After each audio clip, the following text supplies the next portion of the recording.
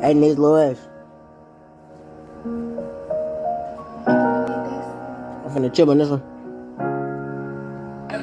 Granny, I'm sorry for slaying with that thing, but I got too many seconds with me dead. I gotta keep it on me low. Yo, welcome to Debonair Productions, LLC. I see ya with your host, Mario Bobino. T. Calloway signing out. Peace. Hello, everyone, and welcome to episode 3 of I See Ya. I See Ya, James Earl-Rockefeller III. So before we get off into this interview, you heard a quick clip of a song from an artist that's going to be in my upcoming film, Vilified. So at the end of this interview, I'm going to throw you an Easter egg, and you guys will be able to hear some more of that song.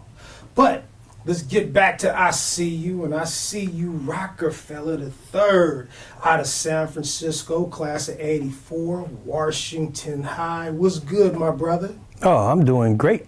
Glad to be here. So glad to have you because, see, me and you, we go way back, but we'll get into that a little later.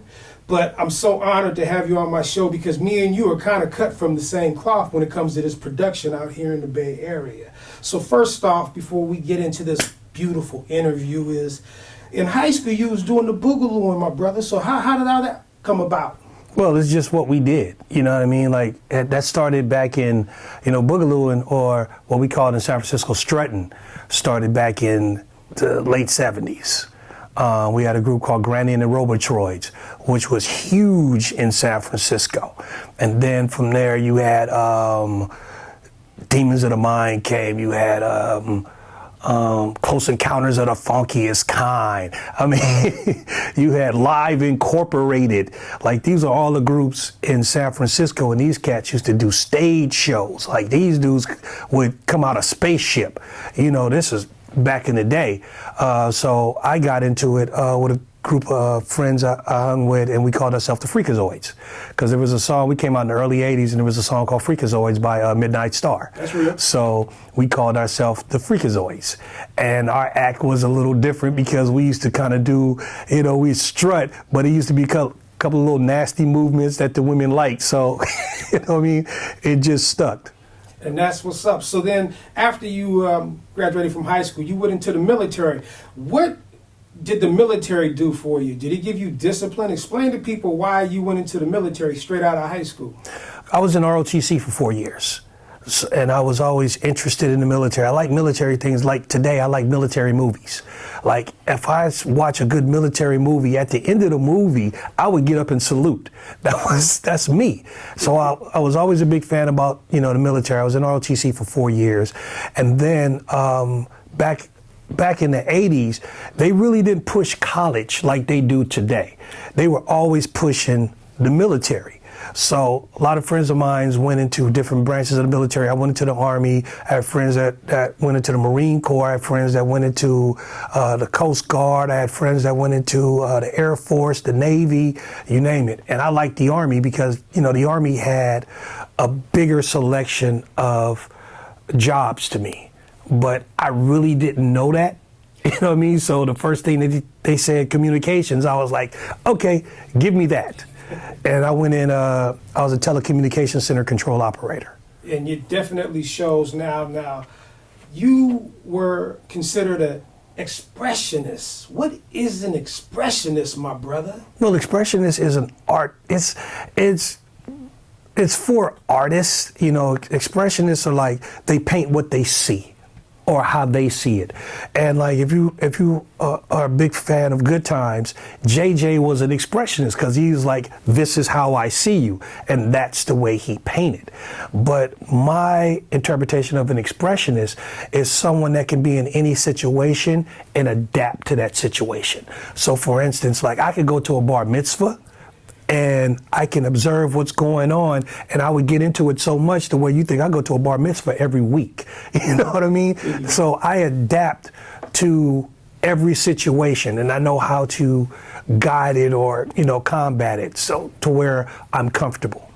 That's what's up, my brother. Now, then you ended up coming to the other side, to the town, Oaktown, and you hooked up with the legendary Chuck Johnson, who, by the way, thought you were very, very funny. He says, you know, Rock's one of my favorite comedians. You know, this is what I didn't know you at the time. So what did Chuck Johnson mean to you, and what did Soul Beat mean to you? Well, before I even got to Soul Beat, I came to the East Bay in 1990.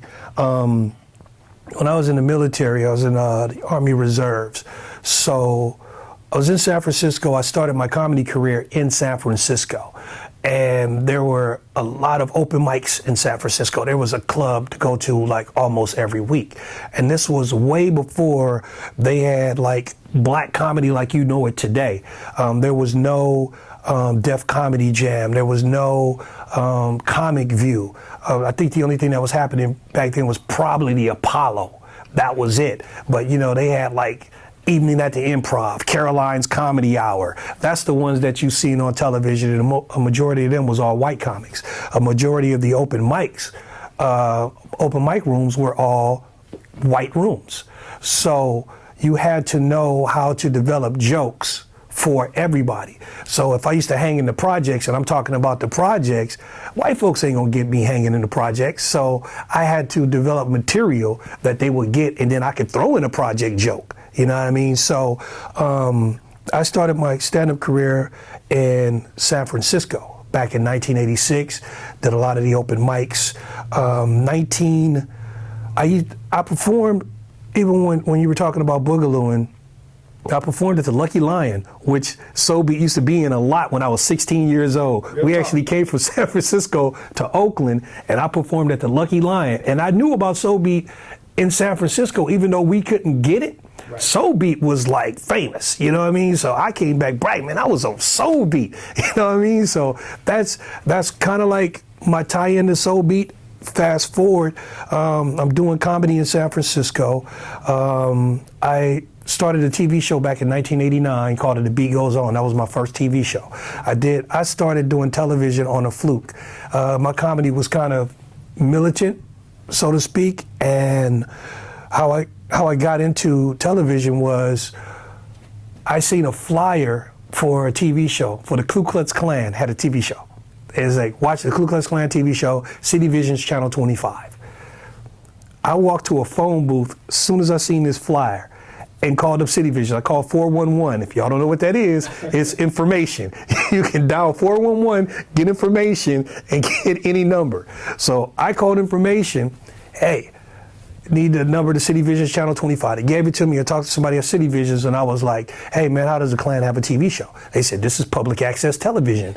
It's free speech. Anybody can have a show. I said, man, I want a show. They was like, cool. Didn't know really what I was going to do, but I used to hang in the club 7 days a week. If I was doing comedy, I was at a dance club, period. San Francisco had clubs 7 days a week, and if I wasn't in San Francisco, I was in Oakland clubbing.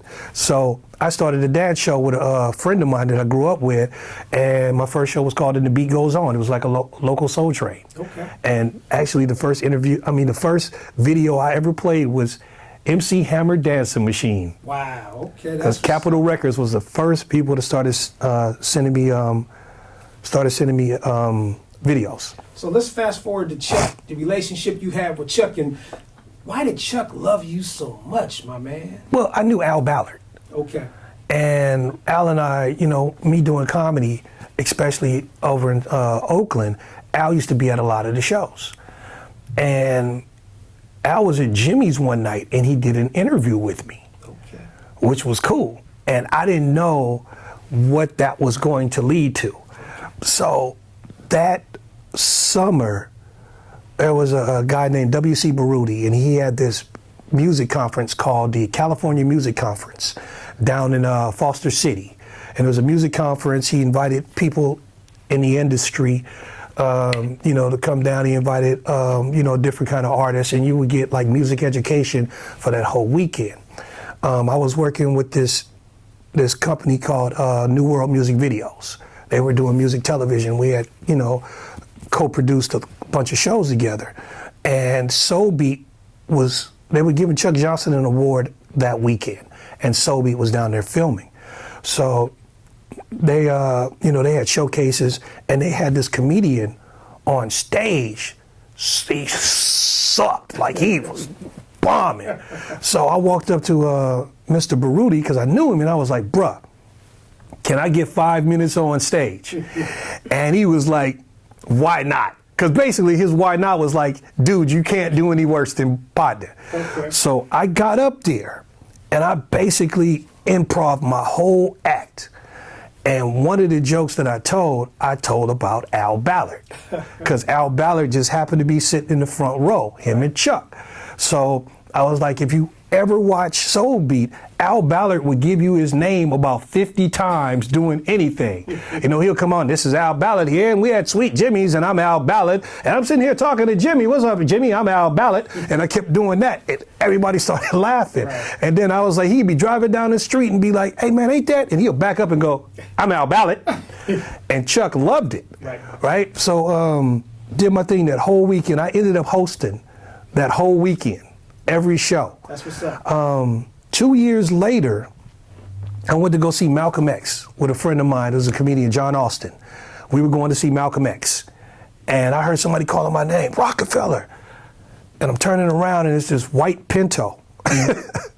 And it was, I think it was white Pinto.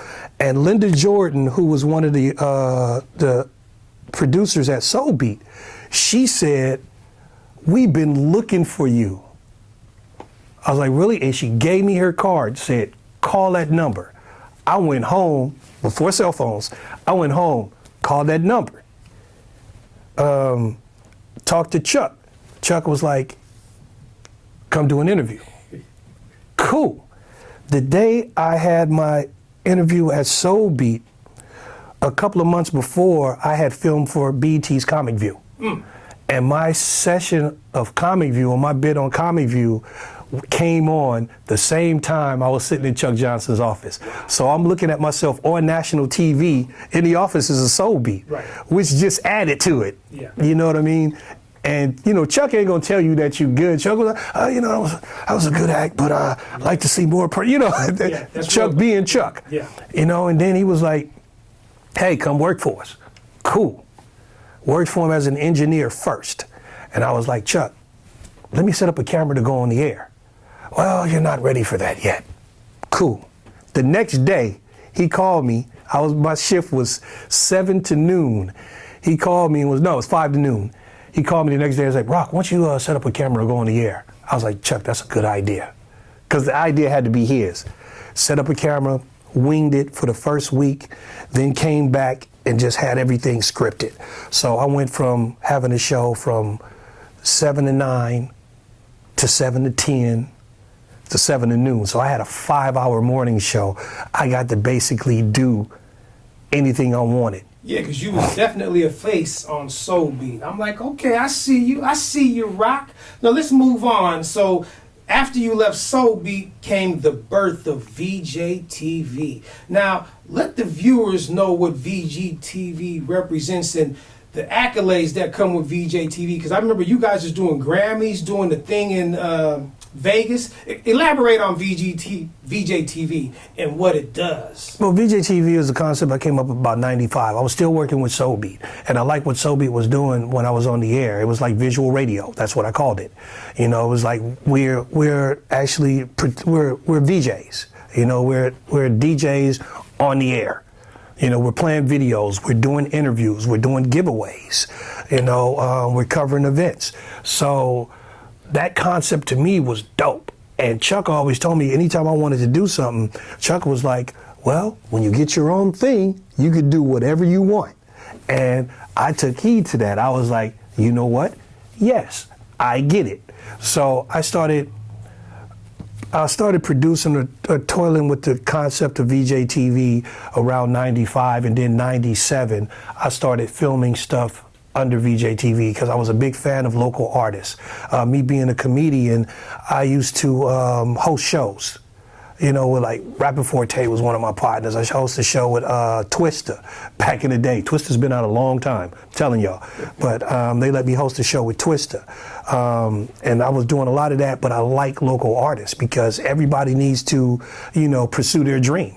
And my thing was I worked with artists, I worked with models, you know, musicians, actors. And elaborate, when you used to do the thing, was it the Grammys? What was the thing going on in we did Billboard Music Awards. Yes. We did the BET Awards. A couple of years ago, I got the opportunity to go check out the Oscars, as press. The Billboard Music Awards was the first one that sent me passes. When I got them press passes, I was like, I really wanted to call them back, like, y'all really sent these to me? You know what I mean? But that was one of the first things that I did. And I also, and then I hit Ramesses, partner, my production partner. Oh yeah, he's gonna be on the show. Yeah, but man, I went to the Billboard Music Awards, and I took a couple of folks with me, and it was just so huge. I'm like, you see all of these artists that you watch on TV. You see, like, MTV was there, VH1 was there. You see all these folks that you see, and you're in the same realm. You got the same pass on, and that was cool. I interviewed I think Mary J. Blige. I did an interview with. I think Master P was coming. I interviewed Master P. I interviewed, I think, B2K when they were first coming out, and they were introduced by Immature. Okay. So I got all, it was just it was fascinating to be in that realm. And I just wanted people to know, because people don't really know who Rockerfeller really is. That's why I needed you on I See Ya. Now let's move forward. You got this awesome voice, and every time I'm going to any type of function out here, football game, basketball, baseball, I hear Rockerfeller on the mic. Rockerfeller is so good, he also has a contract with Stanford. How'd you get into the announcing part in your life, my brother? I got an announcing actually on a fluke. I've always been into voices. Like with Soul Beat, I used to do commercials. So I was always into voices. Love infomercials. That's my thing. I would watch an infomercial in a heartbeat. Infomercials, but wait, there's more. And if you act now, not sold in stores. I used to watch infomercials all night long. So I've been, doing a lot of voice stuff, and I hooked up with a guy, Terry Butler. Terry T, aka Mr. Community. He's a music producer. He was inventing this thing called Youth Sports Nation. And, he was performing in, elementary, junior high, and high schools.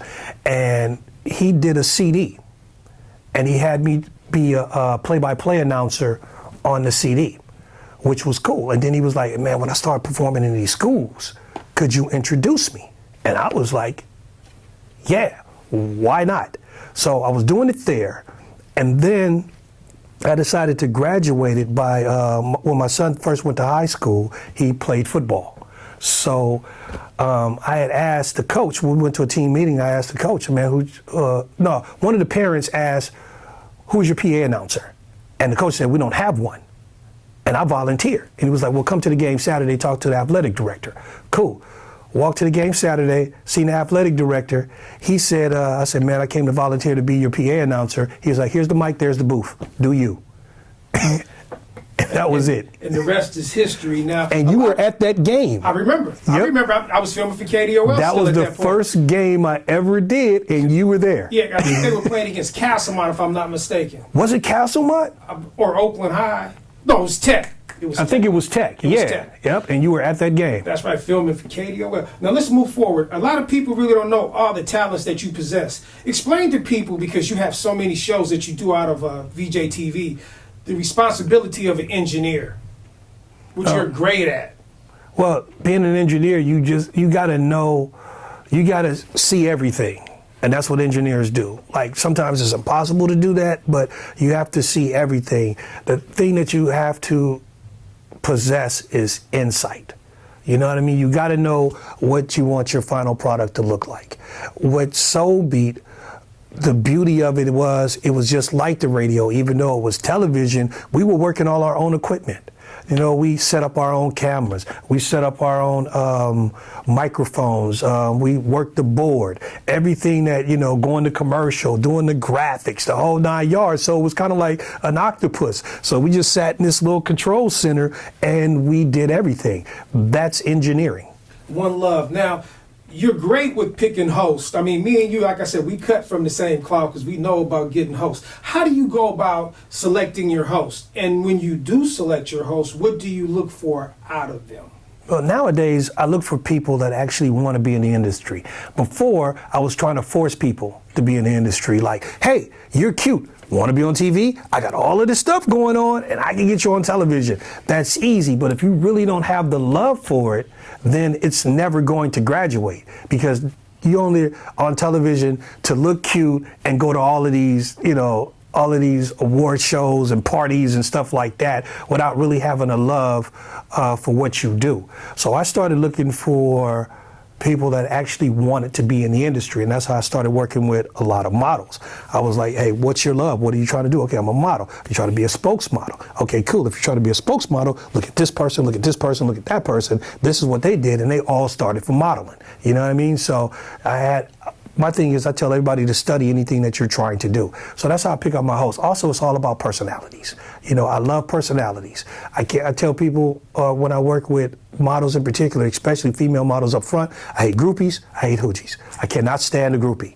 If you're going to a party just to jock the artist, I can't take you with me, because basically that gives my company a bad name, because I don't want somebody calling me talking about, hey, Rock, bro, come do an interview with us, and you bring a couple of hoes, bro, because the last ones, I can't do that. Yeah. So, and I also give them education. Like, sometimes I'll throw you to the wolf, but I'll tell you what to do. All you have to do is listen. Hey, this is how you interview this cat. This is what he does. Listen to what he's saying, or listen to what they're saying, and then do this. So, there's education as a part of that too. So in addition to that, do you, I know you have a lot of shows going on at VJTV. So if somebody wanted to get in contact with you to be a part of this company that you got, what do they need to do? All they do is hit me, vjtvnetwork.rocks, ROCKS, and that's a tie-in to History of the Making Entertainment. That's a tie-in to Feral Films. That's a tie-in the RMM Media, which is my girl Renee. We do a lot of stuff here. We're like one of the only really African-American production companies that's really moving and shaking. We're doing stuff. You know what I mean? And sometimes we get people that kind of really take advantage of that. They get in here, they don't really know where they're at, and then they blow it when you're in the right house. If you're here first, you're in the right house. That's period. What's up. Now let me ask you this. Let's get back to me and you, because people really don't know our history. How did we meet? Let the people know how you and Mario Bobino met. Let me tell you all about Mario Bobino. BET first came out. I used to watch BET all the time, because in San Francisco, BET cut off at 6 o'clock. The last program that would come on was the news. They had a black news program, and one of the features was Mario Bobino. And it was like Oakland, California, and that's what got me. I was Oakland, California. So I'm watching it, and I'm watching this brother. I'm like, this dude's in Oakland. One of the shows that I was working with when I was doing public access television was called Video House Party. Dale Scarborough. Yep, Dale Scarborough. And he used to produce his show out of KDOL, which Mario was working at, but I didn't know. Right. So I went to go meet Dale for an editing session one day. I walk in the door, Mario's there doing auditions for a film. Characters. Yeah, you do characters. No, consequences. Was it consequences? Yeah. So I'm like, that's partner from BET, right? So I walked up to him and I was like, you do from BET, bruh? I was like, man, can I watch you work? And Mario was like, yeah, man, but stand over there, man. Don't say nothing to nobody. Just stand over there. And I was like, okay. And then I was watching him, and one of the cats that he had on screen was Junior Crudup, yep. Which I knew Junior Crudup, but I thought he was somebody else at that time. And I was like, man, ain't you? And Mario, man, what I just tell you, bruh? You interrupted, man. Cut! First time I met Mario, I met him before I met Ram. Yeah. So Mario was the first cat that I really met that was doing something on this side of the water. And let me say this, and then we had a chance to, I was doing a movie called The Twomps, but things kind of fell off. But Rock shocked it, because it was like, hey, to you guys, it was like a remake of The Warriors. They was trying to make it back from San Francisco to Oakland. So I wanted to see, there was a lot of running scenes. So I wanted to see who was the fastest. And Rock, he wasn't the most athletic looking person, but he blew everybody out. And from that day on, I gave Rock the utmost respect. So I don't know if you remember that. You looked at me and you looked at me like, yeah, what's up now, man? Can I talk now? I'm like, He damn. said, Mario said, man, he smoked everybody with no style. Yeah, that's real. Because I run like a penguin. Yeah. You know, because everybody calls me a penguin. Right. So, you know, I was running like a penguin. He was like, man, I can't see how he did it. So every movie that he would have, Rock, I need you to run. Yeah. Just to show him. Yeah, when we did Town when Biz. we did Town Biz, Yeah. Rock, I need you to run. I was like, all right. And I wasn't in that best of shape, but the funny thing was it was like a bunch of young guys that I was supposed to be running from. And Mario already knew what was gonna go on. So these young guys are walking up to me going, hey, if we catch you, man, just fall. It's all good, bro. You know, we ain't gonna hurt you or nothing, but you know, once we catch you, bro, it's cool. Right? It's like 5 or 6 of these cats. So I took off and I probably had like a 3 or 4 second head start, maybe even 5. None of them could catch me. And while I'm running towards the camera, I'm watching Mario laugh his ass off. Because he's laughing. And when we got to the end, all of the young cats was winded. And they was like, man, what did you do, man? Did you run track, man? What's happening? That was one of the funniest moments, but he had me do that scene like 3 times, dude. And I went home and I was laid out on the floor. Baby, give me some water. You might have taken me to Highland. And then, not only that, you was also the bartender in cahoots that started Money B. Right. But that's enough of our relationship, but we got a wonderful working relationship. Now, I want to close up this interview because you're one of a kind. It's a pleasure knowing you, working with you. What words of wisdom can you give to my viewing audience about this industry? Study everything that you do. Look at the past folks and look at the successes and look at the mistakes. Because this industry lets you know what it is, period. It doesn't hide, you know what I'm saying? It doesn't duck. It lets you know who it is, like the record industry. You know what I mean? The record industry lets you know who they are. If you're a hot-ass artist, you're hot. Everybody's on you. When you're not so hot, nobody's returning your phone calls. It lets you know what it is. Ice Cube had in one of his songs, Who's the Mac? He said, you knew the game and you still ended up on your back.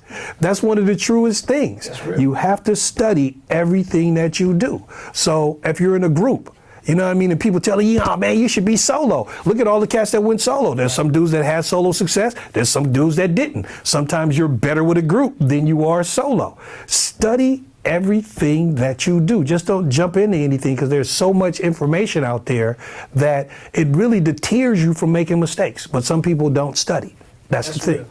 Well, Rock, oh man, I'm so honored to have you on episode 3 of I See You. I See You, Rock. I like the name of the show too. Thank you, my brother, because we see you. We see you. You understand? And people don't understand that is the whole purpose of the show is to interview people like you that are motivators, that are creators, that are inspirations to the community. So on that note, once again, we see you, Rockerfeller James III, and we're going to close out. And after the outro, I'm going to give you guys about 30 seconds of that artist that you guys heard at the beginning of the show. Once again, James Rockerfeller III, we see you, my brother. 21 gun salute. Appreciate it. Yo, thanks for watching. I see you with your host, Mario Bobino. We out. T. Calloway. Granny, I'm sorry for doing bad things. Who can I trust to pick me up when I fall? Me and bro back to back, bitch, we just tryna ball. If they tryna play, I'ma give it my all. I've been praying to the Lord. Hope this be my last fall. Hope this be my last fall. If they tryna play, I'ma give it my all. Granny, I'm sorry for doing bad things. When I saw you in that cafe, I really had to look away. When I saw you in that cafe, I really had to look away. Granny, I'm sorry for doing bad things. Granny, I'm sorry for doing bad things. Granny, I'm sorry for doing bad things.